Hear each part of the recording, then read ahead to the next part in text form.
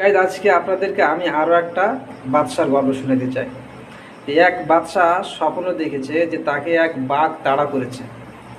সে বাঘের ভয়ে দৌড়ে গিয়ে একটা গাছের মধ্যে প্রবেশ করেছে, উঠেছে।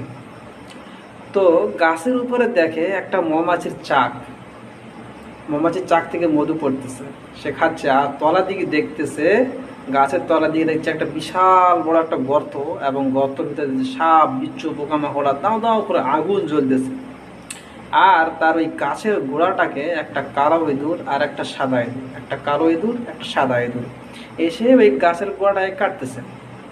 বাদশাহ কিন্তু দেখতে পাচ্ছে যে তার গাছের গোড়া কেটে দিচ্ছে, সে পড়ে যাবে কিন্তু খালের মধ্যে। তারপরও ওই মৌমাছির চাক থেকে যে মধু পড়তেছে, সে মধু কিন্তু খেতেই আছে, মধু খাওয়া বন্ধ করছে না। সে বুঝতে পারতেছে যে গাছটা কাটা হয়ে গেলে সে কিন্তু গর্তের মধ্যে পড়ে যাবে, তারপরও সে কিন্তু মধু খাওয়া বন্ধ করছে না।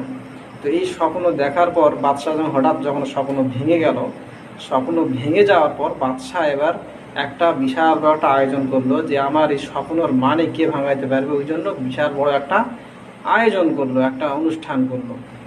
সমস্ত গ্রামের লোকজনকে ডেকে এনে তার একটা অনুষ্ঠান, মানে তার এই স্বপ্নর বাণী সে শুনবে। এইবার সবাইকে ডাকার পর এবার বাদশাহ বলছে যে আমি একটা স্বপ্ন দেখেছি, এই স্বপ্নর মানে কে ভাঙা যেতে পারবে, যে ভাঙা যেতে পারবে তাকে অনেক বড় পুরস্কার দেওয়া হবে। তো কেউ হাত তোলে না, কেউ ওঠে না। ওই অতগুলো মহফিল, অতগুলো মানুষের সামনে কেউ হাত তোলে না। তো এইবার একটা বয়স্ক লোক, দিনদার পরেশগার, সে কিন্তু হাত তুলেছে, বাদশা সাহেব আমি আপনার স্বপ্নের মানে ভাঙা দিতে পারবো। তখন কি করলো, সে লোকটা দাঁড়িয়ে গেল, বয়স্ক মানুষ মুরব্বী সাহেব দাঁড়িয়ে গেলেন। দাঁড়িয়ে গিয়ে বলছে, বাদশা সাহেবের বলছেন যে বলেন আপনি আমার মানে ভাঙায় দিবেন, বলেন যে এই ব্যাপার। বাদশা সব খুলেই বললো, বিষয়টা খুলেই বললেন।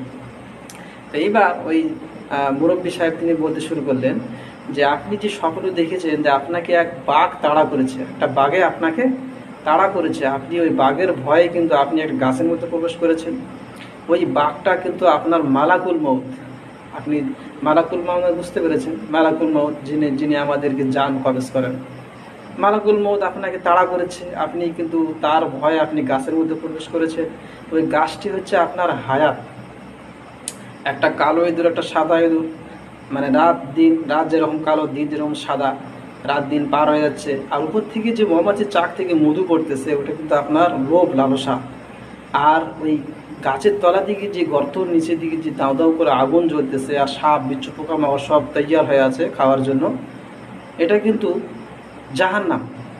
আপনি বুঝতে